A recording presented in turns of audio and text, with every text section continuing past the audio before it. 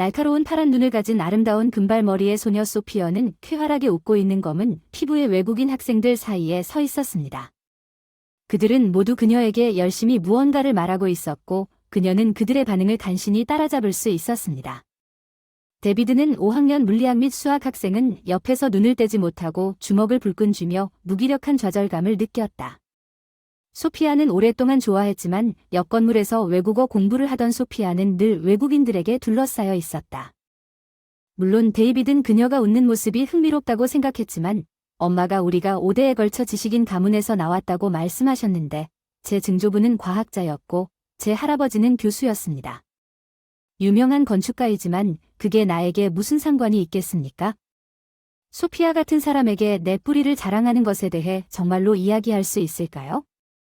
그녀는 그녀를 웃게 만들기 위해 재미있는 뭔가 즐거운 것을 듣고 싶어 하는데 나는 모든 사람들 중에서 불행입니다. 진짜 킬조이 갑자기 그가 소피아를 얼어붙게 만들었습니다. 수많은 추종자들이 그에게 다가와서 나도 모르게 그가 떨어뜨린 수첩을 집어들었습니다. 그녀는 그를 바라보며 환하게 웃었고 데이비드의 마음속에 믿을 수 없을 만큼 따뜻함이 퍼졌습니다. 그래 고마워요. 그가 마침내 그의 반응을 찾았습니다. 나는 너무 어색합니다. 오늘 그녀는 고개를 끄덕이고 즉시 그날 떠나갔습니다. 데비드는 잠도 못 자고 먹을 수도 없었습니다. 소피어는 그의 모든 생각에 사로잡혀 있었고 그는 더 이상 멀리서 그녀를 한 번도 쳐다보지 못하여 몹시 괴로워했습니다. 데비드는 그녀가 어디에 있었는지 짐작할 수 없었습니다. 사라졌지만 그는 아무에게도 묻고 싶지 않았고 갑자기 그녀를 학생 식당에서 그녀가 점심을 먹고 있는 것을 보았습니다. 데비드는 더 이상 주저하지 않고 그녀에게 서둘러 달려갔습니다. 그녀는 계산대에서 돈을 지불하기 위해 가방에서 돈을 꺼내고 있었지만 그는 그녀가 그렇게 하는 것을 허용하지 않았고 내가 당신에게 점심을 대접하도록 허용했습니다. 당신은 내가 절실히 필요하고 많은 지루한 일에서 나를 구해주는 내 강의 노트가 담긴 노트를 돌려주고 난 후에 그는 미소를 지었습니다. 소피아는 그를 쳐다보았고 어떤 이유에서인지 얼굴이 붉어졌습니다. 그런데 그 사람의 몸짓이 거절되니까 어색해요. 그녀가 그만하라고 할 필요는 없어요. 하하. 데비드는 웃었습니다. 가장 비싼 레스토랑에 기꺼이 당신을 초대하고 싶지만 제가 감당할 수 있는 건 학생 식당뿐입니다. 위험 괜찮다고 소피어는 당신이 돈을 내라고 고개를 끄덕였습니다. 당신이 잠시 후에 그가 그녀와 테이블에 합류했고 곧 그들은 서로를 영원히 알고 있었던 것처럼 이야기를 나누었지만 데비드가 데이트에 그녀를 초대했을 때 그녀는 거절했고 물론 감사합니다. 그리고 나는 기분이 좋습니다. 당신은 나를 알아차렸지만 난 아직 진지한 관계를 맺을 준비가 안 됐어요. 내 시간은 모두 공부하느라 바빠서 미안해요. 상황이 너무 안타깝네요. 데이비드는 마음이 누그러졌지만 1년 후에도 그녀에게 구애하는 것을 멈추지 않았습니다. 소피아는 결혼하기로 했습니다. 그 사람은 너한테 너무 아름다워. 데이비드 엄마 안나 부인이 계속 그녀를 감시해야 한다고 투덜댔어. 난 이 동양 여자들이 남편을 속이는 걸 알아요. 엄마는 왜 데이비드가 소피아는 그렇지 않다고 항의했다고 말해요. 오 맙소사. 그 사람이 그런지 아세요? 경적을 달기 시작하면 알게 될 거예요. 그리고 내가 경고하지 않았다고 불평하지 마세요. 난 울부짖지 않을 거예요, 엄마. 제가 가장 행복할 거예요. 그녀와 함께 보면 결혼식이 즐거웠지만 데이비드는 모든 남자들이 그의 신부를 바라보는 것을 보고 눈살을 찌푸렸습니다. 질투심이 검은 뱀처럼 그의 마음속으로 미끄러져 들어와 결코 떠나지 않았습니다. 소피아는 남편을 비웃고 그를 애무하고 사랑하겠다고 약속했습니다. 영원히 그는 그녀에게 자신이 그녀를 믿었고 자신도 그녀를 깊이 사랑한다고 생각했지만 그의 젊은 아내가 누군가와 이야기하거나 그보다 더 나쁜 사람에게 미소를 짓는 것을 보자마자 질투의 불꽃이 다시 한번 불타올랐습니다. 그녀의 며느리가 그녀를 허용하지 않는 것을 감시했습니다. 잠시의 평화 어디 가시나요? 그녀는 인터뷰를 요청했습니다. 소피아는 번역가로서의 서비스를 제공하고 싶다고 대답했고 안나 씨는 웃으며 이렇게 말했습니다. 사람들이 인터뷰를 위해 옷을 입는 방식은 지금은 그렇지 않습니다. 부끄럽군요. 블라우스가 터질 뻔하고 스커트가 너무 꽉 끼네요. 애너 씨 블라우스는 제 사이즈입니다. 게다가 위에 재킷을 입을 텐데 스커트는 전혀 꽉 끼지 않습니다. 보시다시피 그냥 맞춤형 디자인이에요. 무릎까지 닿는 적당한 길이 아니 내 데이비드가 실수를 했어. 당신과 결혼한 건 과시일 뿐이고 더 이상 당신이 아는 건 남자들 앞에서 엉덩이를 과시하고 가슴을 드러내는 것뿐이에요. 내가 원하지 않더라도 소피아는 숨이 막혔지만 둘만 있을 때 남편 데이비드에게 말했습니다. 당신 어머니의 끊임없는 잔소리에 지쳤어요. 그녀가 우리와 함께 살지 않는 게 다행이군요. 그렇지 않으면 내가 미쳐버릴 것입니다. 소피네 엄마는 우리가 잘 되길 바라고 우리를 아주 사랑해요. 아니 데이빗 그녀는 당신을 사랑하지만 나를 맹렬한 증오로 미워해요. 소피아는 한숨을 쉬었어요. 나는 단지 내가 그녀에게 무슨 짓을 했는지 이해가 안 돼요. 아무것도 진정되지 않았어요. 데이빗이 그의 아내를 껴안고 얘기할 거예요. 그녀의 소피아는 그가 실제로 어머니에게 말을 했는지 아닌지 몰랐지만 안나가 나타날 때마다 그녀는 비늘로 심부를 찌르는 것을 멈추지 않았고 때로는 눈물을 흘리기도 했습니다. 그녀는 아들에게 압력을 가하는 것을 잊지 않았습니다. 데이비드도 마찬가지입니다. 이제 적어도 3에서 4년은 그녀와 함께 살 수 있는 아이를 갖는 것에 대해 생각해 보세요. 그녀가 어떤 사람인지 알아보고 나면 아이를 갖는 것을 고려하고 조심하세요. 결국 다른 사람의 아이를 자신의 아이처럼 키우고도 깨닫지 못할 수도 있습니다. 데비드 소피어가 어느 날 아기를 갖는다는 주제를 꺼냈을 때 그의 어머니의 조언에 귀를 기울였습니다. 그는 갑자기 대답했습니다. 우리가 이것에 대해 이야기하기에는 너무 이르다.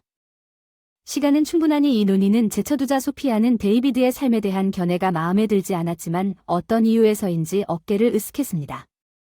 그녀는 아이들이 행복한 사랑의 가족에 자연스럽게 추가된다고 믿었지만 남편은 다르게 생각했다는 것이 밝혀졌습니다. 그녀는 그에게 고개를 끄덕였을지도 모르지만 당신 말이 맞을지도 모르지만 운명은 결혼 후 불과 6개월 만에 다른 계획을 세웠습니다. 소피아는 임신을 했고 그 일은 그녀의 고의적인 조치 없이 저절로 일어난 것처럼 보였습니다. 그녀는 일어난 일에 놀랐습니다. 그러나 데이비드는 화나서 모든 걸 스스로 결정했구나. 누가 허락했냐고 나한테 물어봤니? 그는 왜 나한테 이렇게 소리 지르는 거야? 소피아는 데이비드에게 우리가 결혼했다는 걸 잊어버렸을 때를 대비해 반박했고 알고 보면 아이를 갖는 것도 결혼 생활의 일부라는 것이 밝혀졌습니다. 아니면 순전히 내 잘못이라고 생각하는 거야. 내 말은 우리 둘 다 함께 모든 결정을 내려야 한다는 거야. 난 계획이 달랐어. 이렇게 될 줄은 몰랐어. 소피아는 울었고 너도 반응할 줄은 몰랐어. 우리 아기 소식은 이렇다. 아내를 사랑하는 모든 남편들 아빠가 된다는 생각에 기뻐하며 예비 엄마에게 꽃을 뿌리고 기쁨으로 방 안을 돌며 포옹하고 뽀뽀하는데 내가 무슨 짓이라도 한 것처럼 나에게 욕을 퍼붓는다. 우리 아기가 당신에게 원하지 않고 나도 원하지 않는다면 끔찍합니다. 나는 지금 당장 떠날 것이고 당신은 당신의 계획에 따라 혼자 살 수 있습니다. 데이비드는 마치 자신의 불평의 의미를 이제야 깨달은 것처럼 아내에게 손을 뻗어 끌어당겼습니다.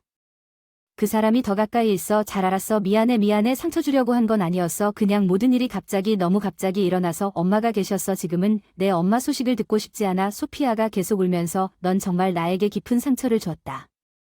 단지 너를 기쁘게 하려고 내가 아기를 없애는 것에 대해 감히 말하지 마라. 아니, 그럴 생각은 없다. 미안하다. 데이비드는 다시 반복해서 말했다. 그는 그들 사이를 화해시키기 위해 모든 일을 했고 가까스로 설득했다. 그의 아내는 그가 아기의 소식에 진심으로 기뻐했다고 말했습니다. 그가 말한 상처받은 말은 결국 충격의 결과에 불과했습니다. 그도 이해할 수 있었지만 그런 상황에 대비하지 않았습니다. 소피아는 그의 말이 그녀를 지워버렸다고 믿었습니다. 시어머니와의 싸움을 견뎌야 한다는 것을 알면서도 눈물을 흘리며 미소를 지었습니다. 소피아는 자신이 너무 빨리 할머니가 될 것이라는 안나 양의 의견을 잘 알고 있었고 그것에 대해 이야기를 멈추지 않았지만 소피아 씨는 놀랐습니다. 안나는 며느리에게 압력을 가하지 않고 단지 고개를 잘 저었다가 보도록 하겠습니다. 최소한 손자를 낳을 만큼 마음이 충분했으면 좋겠습니다. 어떻게 되든 어쩌든 소피아는 어머니를 향해 미소를 지었습니다. 시댁이지만 난 최선을 다하게 최선을 다해. 아가씨 안나는 희죽희죽 웃으며 임신기간이 아주 빨리 지나갔고 아기는 소피아를 전혀 괴롭히지 않았습니다. 그녀는 건강하고 강한 아들을 낳을 것이라고 확신했습니다. 의사들은 오래전에 그녀에게 그것이 정말로 소년이었다고 말했습니다. 심지어 안나 부인도 소피아가 그녀를 더 부드럽게 치료하기 시작한 것처럼 보였습니다. 아기의 탄생과 함께 모든 것이 끝났습니다. 검은 피부와 검은 머리의 소년이 세상에 왔습니다. 소피아 자신도 흰 피부와 금발 머리를 갖고 있었고 데이비드도 흰 피부를 갖고 있었기 때문에 소피아는 크게 놀랐습니다. 그래서 그녀가 집에서 아들의 포장을 풀고 그를 가까이서 보았을 때 그는 아기를 안는 대신 움츠러들며 이것이 무엇인지 가리켰습니다. 아이에게 우리 아들 에릭이라고 불러줬으면 좋겠어. 괜찮아. 소피아는 아기를 바라보며 다정하게 말했다. 안 돼, 안 돼. 데이빗이 갑자기 소리쳤다. 이 생물은 내 아들이 될 수 없어. 엄마가 나한테 내가 아이를 낳으면 내가 해야 한다고 말했어. 내가 아이를 키우고 있는지 알아보기 위한 DNA 검사인데 나와는 아무 상관이 없다는 걸 한눈에 알 수 있다. 나를 속였다. 나를 속였다. 나를 비웃었다. 무슨 말을 하는 거야? 소피아가 어떻게 그럴 수 있냐고 소리쳤다. 너 에릭은 내 아들이야. 난 바람을 피운 적 없어. 내 머리 좀 봐. 내 머리색과 피부색 좀 봐. 그리고 그는 검은색이야. 데이빗은 끈질기게 흑인이 아니라 피부가 검을 뿐이야. 소피아가 반대했어. 아무것도 듣고 싶지 않아. 데이빗은 고집스럽게 입술을 꽉 깨물었다. 안 나는 아들을 잘 부양했다고 생각해서 손자를 쳐다보지도 않고 악의적으로 웃었는데 그 사람은 어떤 마비안이나 백인 아니면 터키 사람이나 라틴 아메리카 사람일지도 모르죠. 당신이 그곳에서 번역하고 계시는군요. 아프리카 나라들 어쩌면 일만 하는 게 아니라 즐거울 수도 있겠네요. 히읗 다행히도 검은 피부의 아이는 안 낳았으니 통역사님 데이빗이 어떤 판매원과 결혼했으면 좋았을 텐데 소피아가 아기를 꼭 안고 집에 들어갔습니다. 참지 못한 침실. 며칠 동안 아들을 감싸고 있던 하늘색 담요 위에 눈물을 흘리며 눈물을 흘렸다. 데이비드와 아들과 함께 이사온 안나 부인은 소피아에게 말을 하지 않고 침묵을 지켰다. 그녀의 설명을 듣고 그녀를 용서할 의도가 없었습니다. 불행한 여자는 그들이 정신을 차리고 자신이 틀렸다는 것을 깨닫기를 바랄 뿐이었습니다. 그러나 그들은 아들이 태어난 지 일주일 후에 그녀를 용서할 의도가 없었습니다. 데이비드는 술에 취해 집에 돌아왔습니다. 즉시 그의 아내와 대면했습니다. 나는 여전히 이 일의 아버지가 누구인지 알고 싶습니다. 나는 그를 무엇이라고 불러야 할지조차 모릅니다. 그는 그의 아들을 언급하며 불분명하게 말했습니다. 소피아는 그를 당신의 아들이라고 불러야 한다고 소리쳤습니다. 나는 특히 당신에게 빚진 것이 없습니다. 아니면 솔직히 그 사람을 데리고 여기서 나가세요. 당신에 대해 아무것도 듣고 싶지 않아요. 데비드 소피아가 DNA 검사를 하자고 말했어요. 당신이 직접 확인할 수 있을 거예요. 나는 당신을 속이거나 배신하지 않았어요. 나는 그녀에게 아무것도 원하지 않아요. 남편이 그녀를 손짓해서 당신에 대한 내 사랑을 죽였습니다.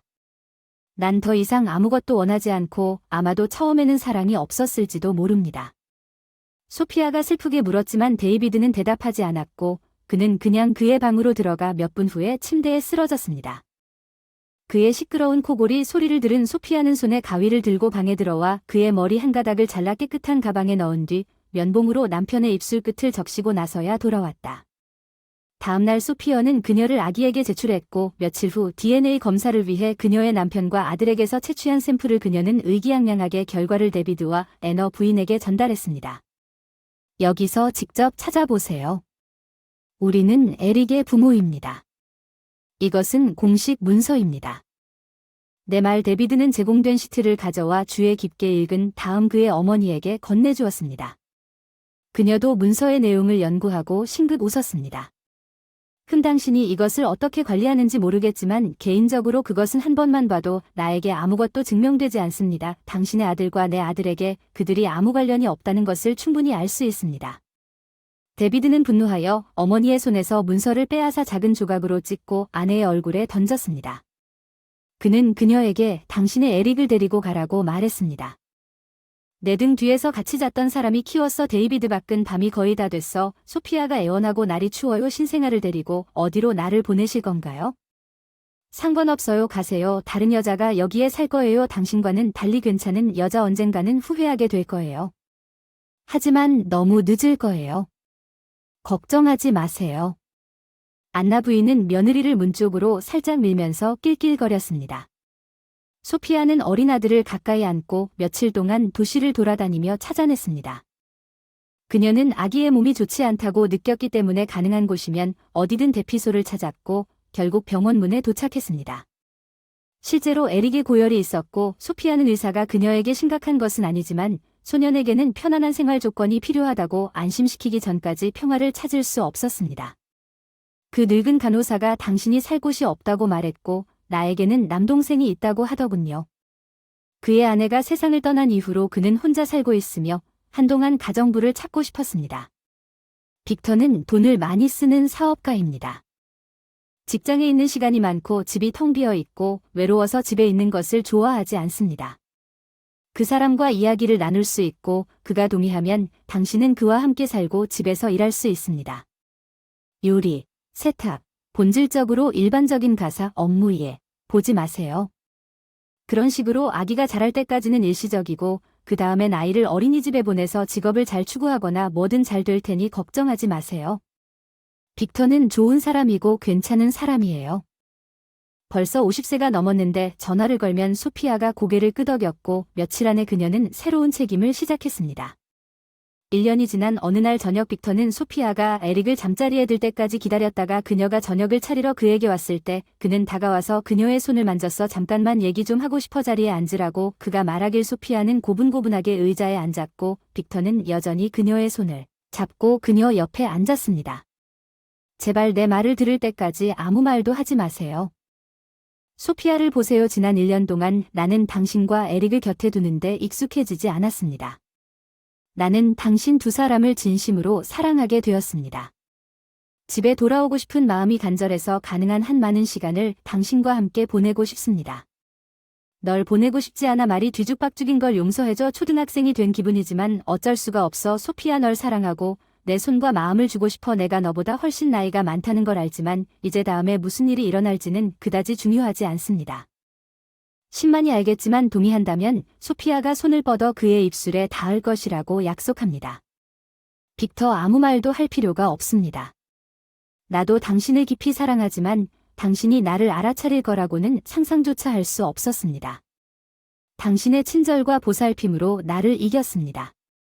그 누구도 이전에 나를 이렇게 대했던 적이 없었고 우리는 당신에게서 아무것도 필요하지 않습니다. 빅터 에릭 그리고 나는 당신이 할 수 있는 방식으로 우리를 사랑하고 우리는 당신을 행복하게 만들기 위해 모든 것을 할 것입니다. 어렸을 때부터 아이가 없을 줄 알았는데 아들을 주셨으니 그 아이를 내 아들로 삼아주세요. 그렇죠. 우리는 서로 닮기도 했고 제 혈관에는 로마니의 피가 흐르고 있어서 검게 그을려요. 할머니들은 진짜 로마니였어. 소피아가 갑자기 일어섰다. 방금 엄마가 자기 할아버지도 로마니였고 니콜라스라는 남동생이 있었는데 그 사람은 유아기에 죽었으나 에릭만큼 한갈색이고 검은 머리였다고 말하곤 했던 게 생각났어. 빅터가 미소를 지었다는 걸 잊을 수 있을까요? 당신과 나는 같은 피를 공유하고 있습니다. 그리고 이제 내 사랑하는 우리의 운명은 하나가 될 것입니다. 소피아는 당신의 결정을 결코 후회하지 않을 것이며 나는 당신을 행복하게 하기 위해 모든 것을 할 것이라고 말했습니다. 소피아는 자신의 약속을 지켰습니다. 빅터는 에릭 그루가 좋은 교육을 받을 수 있도록 모든 일을 했고 시간이 지남에 따라 가족 사업을 함께 운영했을 때 에릭 그루의 어머니 이야기를 알았음에도 불구하고 에릭을 합법적으로 입양했으며 소녀는 그를 아버지로 여기며 자랐습니다. 빅터가 사업에서 물러나고 에릭이 회사의 대표직을 맡게 되었습니다. 어느 날 소피아가 아들의 사무실에 와서 여행에 대해 알렸어요. 아들, 당신 아버지와 저는 출발 일정을 다시 잡았습니다. 우리는 아침 일찍 떠날 예정입니다. 사과드립니다. 루시아와 손주들에게 우리는 작별 인사를 할 기회가 없을 텐데 이미 요양소에서 우리를 기다리고 있다고요? 그 자리가 얼마나 빨리 채워지는지 알잖아요. 엄마는 일주일쯤 지나면 걱정하지 마세요. 제가 합류할 거예요. 당신은 가족과 함께 며칠 동안 함께 휴식을 취하겠습니다. 나는 한동안 바다를 갈망했고 무시하는 남자들은 말할 것도 없고 기뻐할 것입니다. 그런데 그 사람이 말을 마치지 못했다고 생각했습니다. 문을 두드리는 소리가 나고 낡은 드레스를 입은 뚱뚱한 늙은 여자가 문턱에 나타났을 때 그 뒤를 이어 면도를 하지 않은 마르고 나이 불명의 남자가 나타났습니다. 감독이 낯선 사람을 선언하는 것을 봐야 합니다. 제가 원하는 정의, 왜 내 아들이 보너스를 거부했는지요? 네. 그 사람은 병원에서 많은 시간을 보냈고 간단한 업무를 맡았지만 그렇다고 그가 이런 대우를 받아야 한다는 뜻은 아닙니다. 미안해요. 무슨 말씀을 하시는지 이해가 안 되네요. 에릭이 말을 하는 동안 소피아는 빠르게 몸을 돌렸습니다. 창가를 향해 아들에게 갚아야 할 금액에 대해 이야기하고 있는데 그 여자에게 소리쳤고, 이사로서 당신은 반대로 내 아들의 사무실에 들어와 그에게 소리를 지르는 권리가 없다고 생각합니다. 소피아는 침착하게 돌아서며 말했습니다. 아니면 안나 부인 엄마 잠깐, 서로 아세요? 에릭이 놀라서 외쳤습니다. 그래 아들아, 우리가 그들에게 돈을 지불할 필요가 없다는 것을 분명히 했지만 당신도 이 사람들에 대해 잘 알고 있어요. 에릭이 떠나도록 놔두세요. 데이비드가 걸어갔습니다. 앞으로 에릭이 확인을 요청했으므로 이 사람은 내 아들입니다. 소피어 나에게는 권리가 있습니다. 당신은 수년 전에 아들에 대한 권리를 상실했습니다. 소피어는 웃으며 이제 나를 비난하지 마십시오. 실례합니다. 내 아들과 단둘이 이야기하고 싶습니다. 에릭은 어머니를 쳐다본 다음 전화를 들고 회계사에게 휴가를 간략하게 지시했습니다. 그 사람, 우리가 곧 합류하게 되어 기쁘나요? 네, 저도 정말 행복하고 너무 행복해요. 엄마 정말 행복해요.